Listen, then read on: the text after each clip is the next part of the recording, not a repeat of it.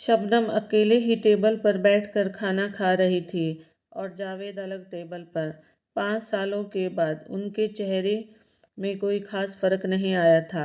शबनम को खाते खाते कुछ याद आया और वह खाना छोड़कर जावेद के टेबल की तरफ बढ़ी। शायद उसे 5 साल पहले की कोई बात याद आई थी। आपने खाने से पहले इंसुलिन का इंजेक्शन लिया कि नहीं? शबनम ने जावेद से पूछा।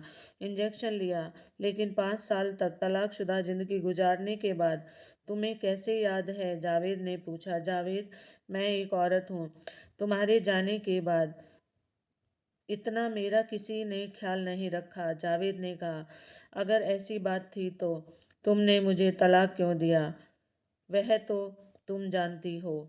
5 साल साथ रहने के बाद भी तुम माँ नहीं बन पाई, और बच्चा तो हर किसी को चाहिए। अगर तुम बच्चा पैदा करने के लायक होते तो क्या मैं नहीं देती? शबनम ने कहा और अपनी टेबल की तरफ बढ़ गई। जब वे दोनों होटल से बाहर निकले तो फिर मेन गेट पर उनकी मुलाकात हो गई। चलो कुछ दूर साथ चलते हैं, जावेद ने कहा।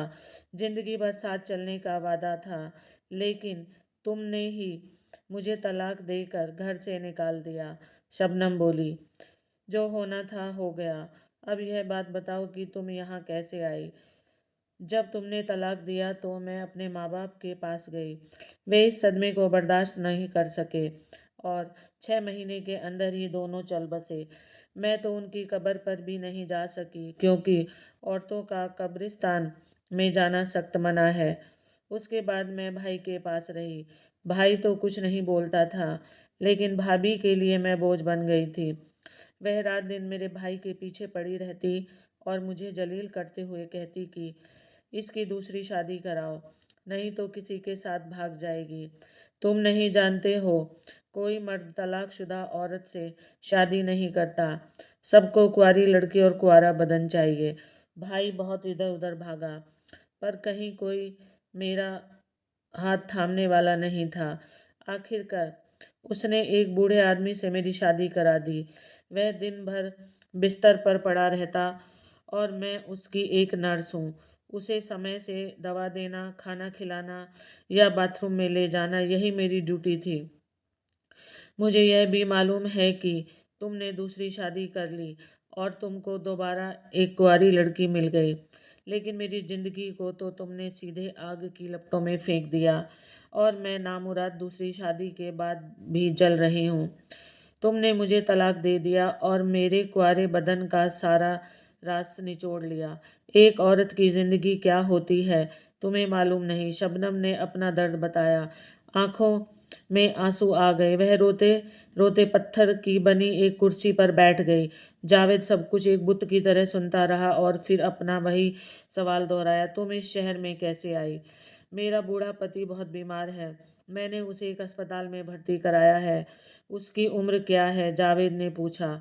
70 साल से भी ऊपर है, शबनम ने जवाब दिया। फिर तो उम्र का बहुत फर्क है, जावेद बोला। जब शबनम वहां से उठकर जाने लगी तो जावेद आगे बढ़कर उसका हाथ पकड़ लिया और बोला, मुझे माफ़ कर दो। तलाक माफ़ी मांगने से नहीं ख़त्म होता। तुमने मुझे तलाक देकर जैसे किसी ऊंची पहाड़ी से नीचे धकेल दिया और मैं नरक में चली गई। और फिर शबनम अपना हाथ छुड़ाकर वहां से चली गई। दूसरे दिन जावेद उसी को शाम को उसी होटल के सामने शबनम का इंतजार करता रहा। वह आई और बगैर कुछ बोले ही होटल के अंदर चली गई। जावेद पीछे पीछे गया और उसके पास बैठ गया।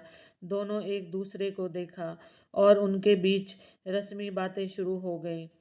तुम्हारी मम्मी कैसी है? शबनम ने पूछा। ठीक है, अब वे भी काफ़ी बूढ़ी हो चुकी हैं।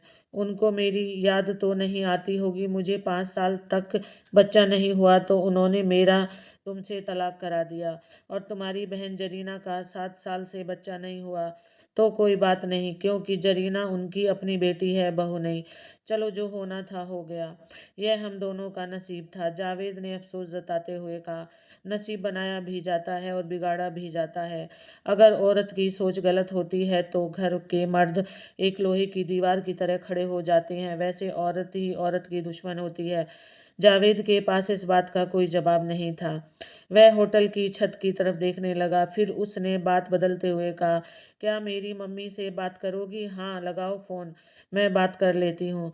जावेद ने अपनी माँ को फ़ोन लगाकर कहा, मम्मी, शबनम आपसे बात करना चाहती है। तौबा तौबा, तुम अपनी तलाकशुदा औरत के साथ हो? यह हमारे मज़हब के खिलाफ है। मैं उससे बात नहीं करूँगी। उसकी माँ की आवाज़ स्पीकर पर शबनम को भी सुनाई दी। जावेद, तुम उनका नंबर दो, मैं अपने मोबाइल फ़ोन से बात करूँगी। जावेद ने शबनम का मोबाइल फ़ोन लेकर खुद ही नंबर लगा दिया। घंटी बजने लगी। उधर से आवाज़ आई, कौन? मैं आपकी बहू शबनम बोल रही हूँ। आपने अपने लड़के से मुझे तलाक दिलवाया। एक तरफ़ा तलाक था। मेरे माँ बाप को इसका इतना दुख हुआ कि वे मर गए। अब मैं तुम्हारे लड़के जावेद को ऐसा तलाक दूंगी कि वह भी तुम्हारी ज़िंदगी से चला जाएगा। उधर से टेलीफोन कट गया, लेकिन जावेद के चेहरे पर सन्नाटा छा गया। उसने कहा, तुम मेरी मम्मी से क्या फालतू बात करने लगी?